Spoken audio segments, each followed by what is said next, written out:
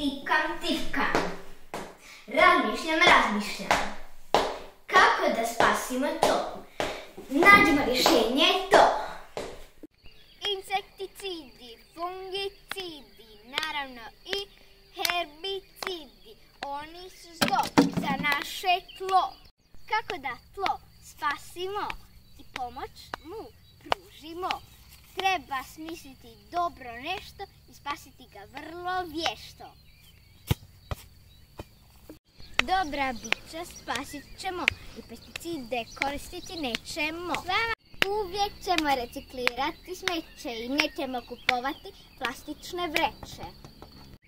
Pustimo tlo da se lagano odmori, jer veliki urod ga uvijek premori. Moramo njegovim tempom ići, da može to tlo bez umora stići. Kupujmo proizvođača lokalnih, a ne iz trgovina velikih. Ili zasadite vrt svoj, možda bude lijep kao moj.